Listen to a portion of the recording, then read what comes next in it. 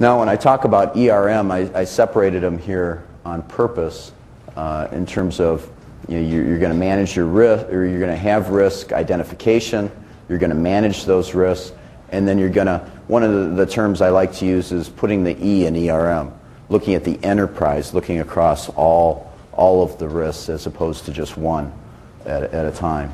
And so it's a holistic approach to managing the risks.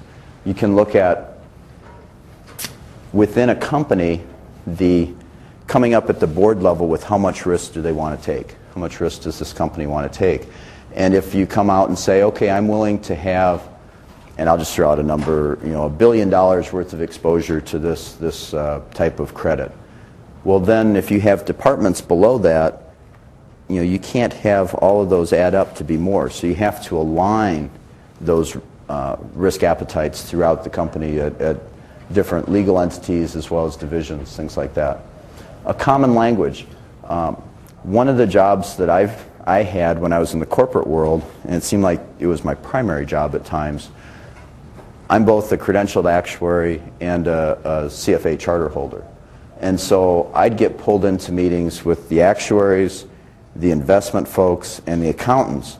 And one of them would speak, and then one of the other two would turn to me and say, "What did he just say?" Because we all use different terms, and because I'd been exposed to a number of different ones through the exam process, I was able to interpret, which is, it's just weird. But you'll find as an actuary, because you get in on the investment side as well, that sometimes is the role of actuaries at insurance companies and at other companies as well, I'm sure.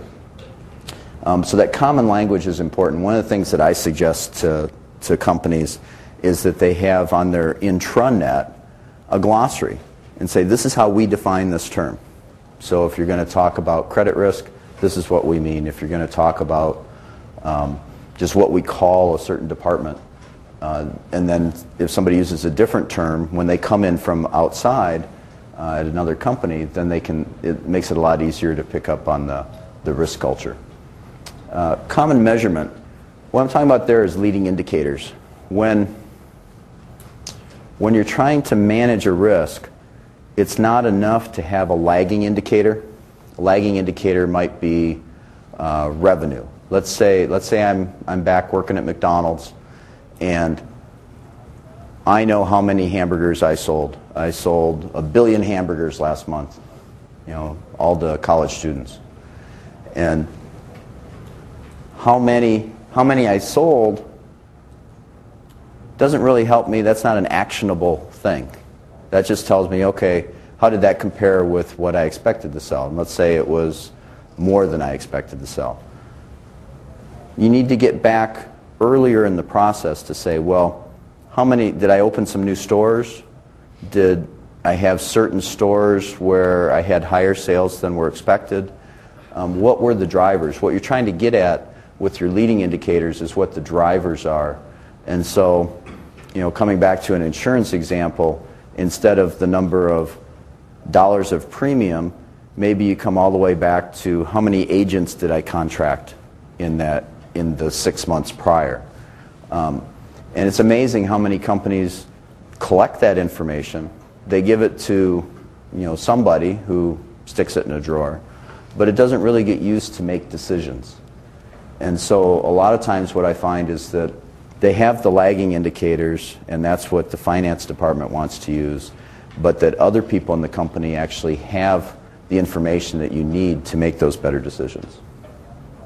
I'm going to come back to emerging risks later and just make the point here that this is all planning. This is all doing things in advance and thinking about risks in advance to avoid crisis management.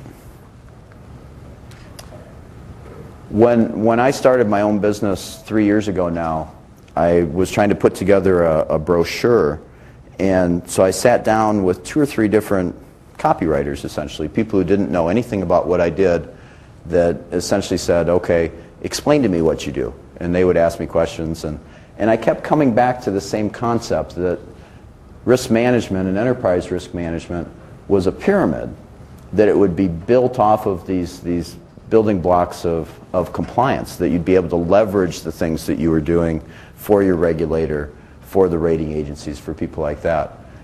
On top of that, then you would have culture, your risk culture. If you had good risk culture, meaning from top to bottom of the company, that you'd all be on the same page and you'd be working to make the company better off. I'm going to come back to each of these on a slide in a minute. But and then by adding knowledge, and knowledge that is shared throughout the company, that would help you, combined with the culture and these other tools that you had developed for compliance, to add value, to really come back and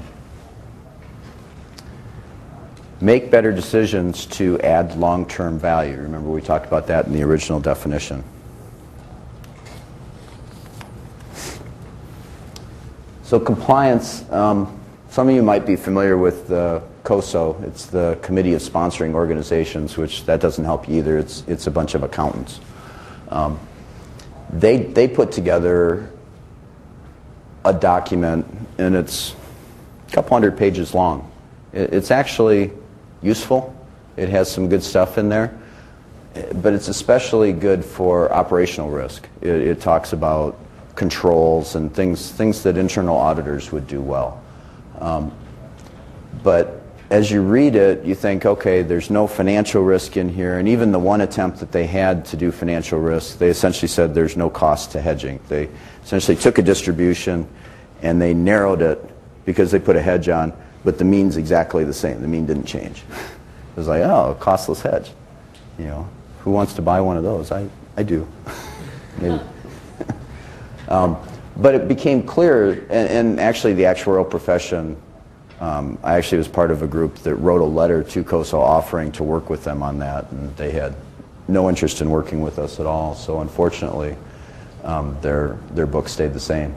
And so that focus is on audit type things, not a lot of financial risks, and you can kind of view it as a bureaucracy, as that checklist, check the box.